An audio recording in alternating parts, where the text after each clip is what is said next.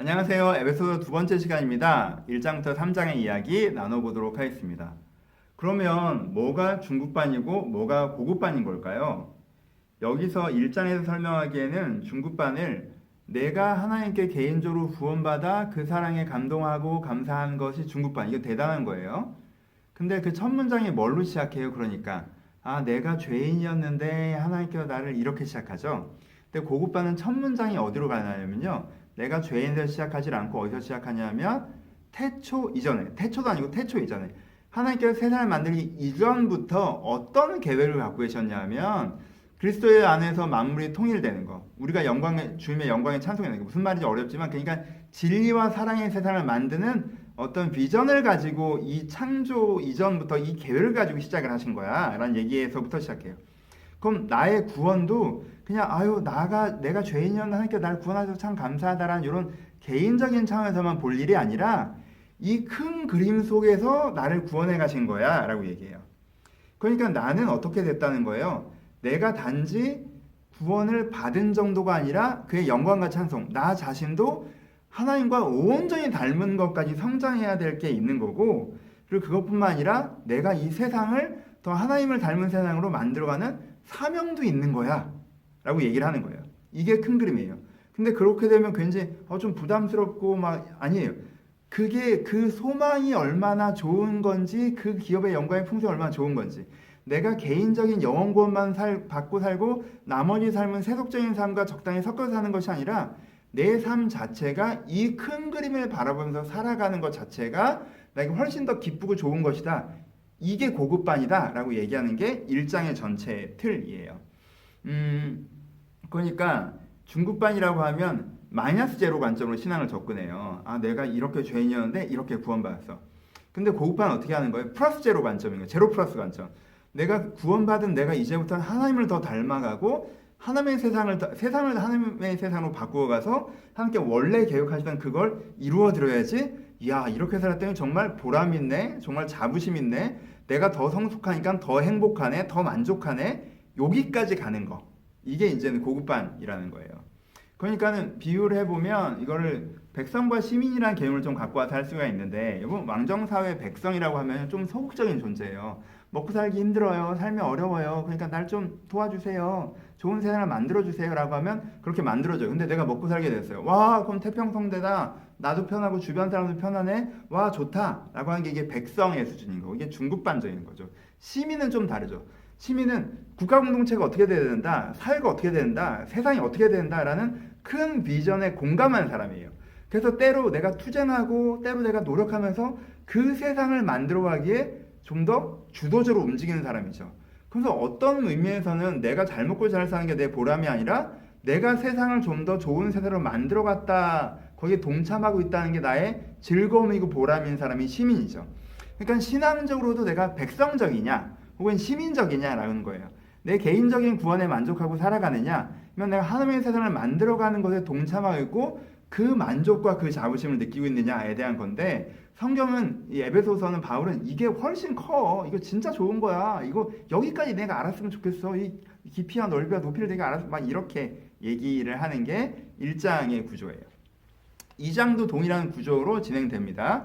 2장은 이것을 가지고 네 구원을 다시 해석하라고 얘기해요. 어떻게 시작하냐면요, 전에는 너네 공중권세 잡을 따라서 세상 풍조를 따라갔다. 무슨 뜻이에요? 전에도 내가 개인으로 있었던 게 아니라 내가 세상을 더 나쁘게 만드는 구조의 일원으로서 세상을 더 나쁘게 만들고 있었다는 거예요. 그렇죠? 이기적인 세상에 이기성을 갖고 참여해서 더 나쁜 세상을 만든 일원으로서 있었는데, 지금은 우리가 어떻게 하셨어요? 그리스도와 함께 살리고 그리스도와 함께 일으키시고 그리스도와 함께 하늘에 앉히신 하나님을 말미암아 예수님으로 말미암아 우리가 다른 세상으로 진입했다라고 얘기하는 거예요. 예수님과 함께 새로운 세상을 만들어가는 그 세상에 내가 진입을 한 거예요. 내가 영적으로 구원받은 건 단지 개인권의 차원이 아니라 그것 자체가 사회 변혁이고, 그런 사람으로서 살아내면서 사회를 변화시켜 나가는 이런 쪽으로 내가 옮겨져 왔다는 거죠. 그러니까는 그걸 개인권 차원에만 생각한 게 아니라 내가 새로운 세상을 만들어 나간다는 차원에서 네가 이해할 필요가 있다고 얘기해요. 그러면서 너희가 자꾸 이방인이라고 생각하고 구원받았다고 생각하는데 아니야. 구약 성경에 나오는 그 선지자와 그 하나님의 사역자들의 전통 속에 그 계승자로서 네가 있는 거야. 그건 자부심을 가져 이렇게 얘기해요. 네가 그냥 구원만 받은 존재가 아니라 하나님의 일꾼이고 하나님께서 세우셨고 네가 세상을 변화시킬 수 있고 와 그렇게 쓰임 받는 게 너무 기쁜 거고 약간 이렇게 얘기하는 톤이 나오는 게 이제 2장이에요. 3장은 바울이 자기 자신을 그런 구조로 설득해요. 자기 자신을 그런 구조로 설득하는 거에서는 세 가지 맥락이 있겠죠. 하나는 이렇게 된 실제 예로, 고급반의 실제 예로 자기를 얘기하는 거고요.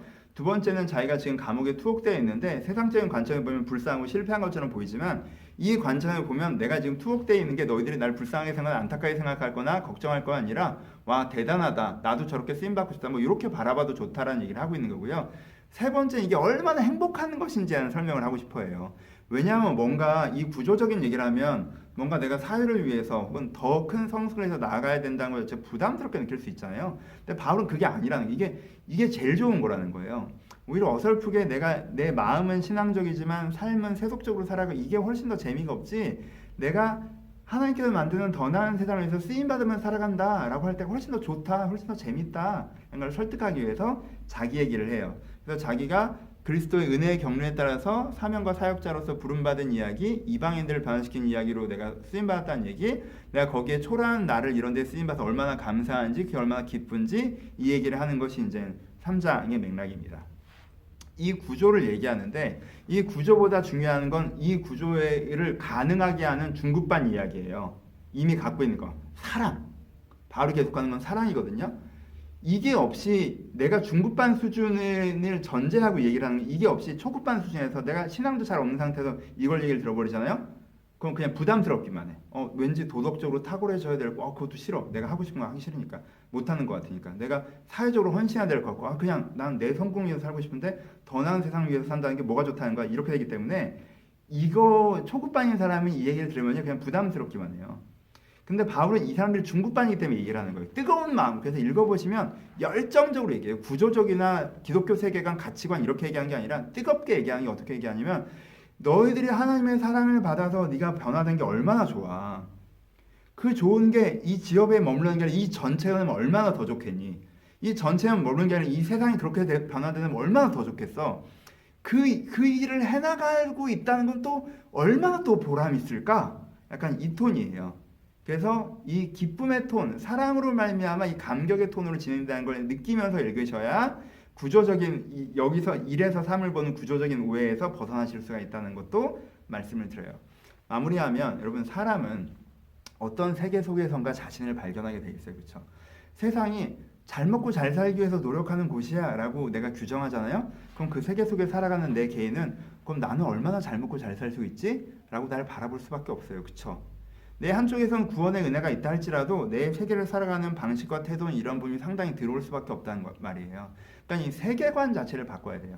내가 왜 사는 거예요? 내가 살아가는 세계 자체를 볼 때 이 세계가 뭐냐면 하나님께서 이 세계를 만들기 이전부터 이 세계를 되게 좋은 세상으로 만드실 생각을 갖고 출발하신 거야. 그러니까 그 과정 속에서 내가 있는 거지. 나는 나와 세상을 더 좋은 세상에 어울리는 세상으로 되게 만들어가는 삶을 살고 있는 거야 라는 그 세계관 속에서 나를 바라보는 거예요. 그러니까는 내가 그래서 오늘 그럼 나 어떻게 해야지? 나 더 전인격적으로 하나님을 닮아가야지. 내 삶 전체가 좀 변화돼야지. 내가 이 세상을 변화시켜 나가야지. 약간 이런 뷰로 바라보는 게 되는 것. 이 고급반이다. 이런 뷰에서 너를 다시 발견해라. 라는 이야기를 전달하고 있습니다. 1, 2, 3장 한번 이 뷰를 갖고 한번 읽어보시면서 바울의 그 소망과 이 뜨거움을 다 느끼실 수 있었으면 좋겠습니다. 감사합니다.